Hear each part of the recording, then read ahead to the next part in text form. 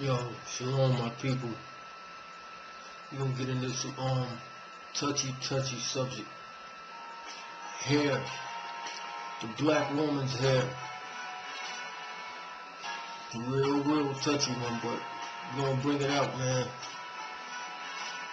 And we will wonder why our sisters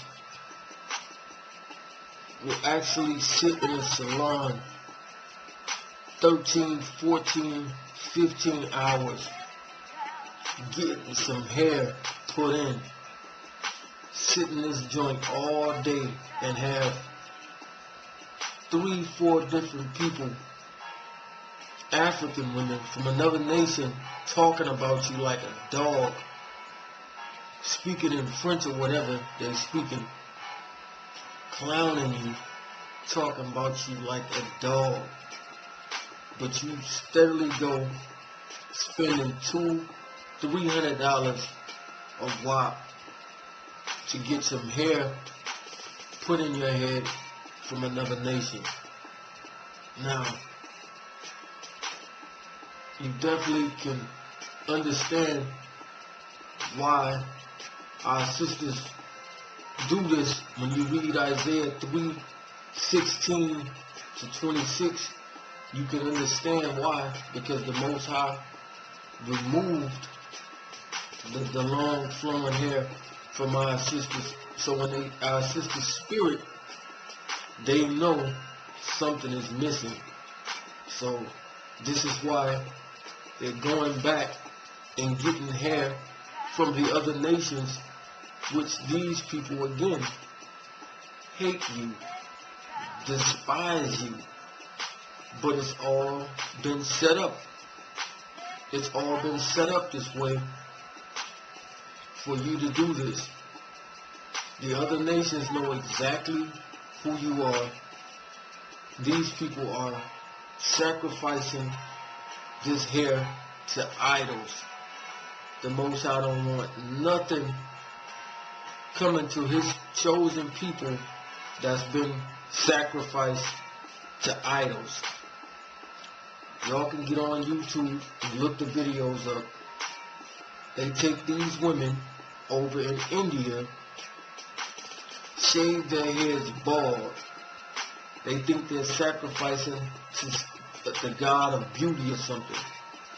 They said if they sacrifice their hair to this god, then it will bring them blessings. Whatever they pray for will be, their bills will be taken care of. Everything will be taken care of. And they do it in like a Hindu temple. So all the hair that the sisters are getting over here, mostly anyway, from these other nations, is directly sacrificed to idols. So you have evil spirits that you set in a salon for 13, 14, 15, 16 hours, paid $200, $300 for it, all to get evil spirits attached to your head.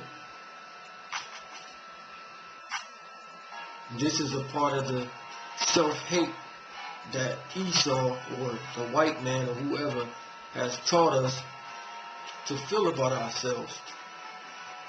But let's go to some scriptures to show you exactly what I mean. We start in the A part.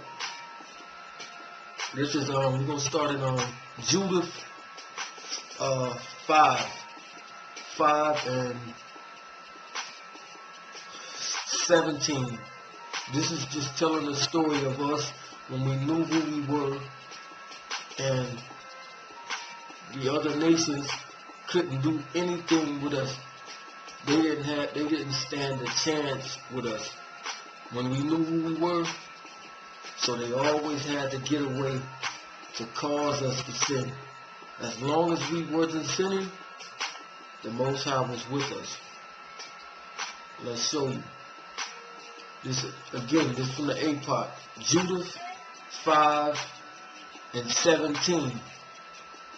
He says, and whilst they sin not before their God, they prospered, because the God that hateth iniquity was with them. But when they departed from the way which he appointed them, they were destroyed in many battles, very sore, and were led captive into a land that was not theirs, and the temple of their God was cast to the ground, and their cities were taken by the enemies. So again, as soon as we get off track, the other nations can take over. Just that simple. And they all know this. Again, all the other nations really know exactly who we are. We just don't know. Go to verse 18. It's not 19.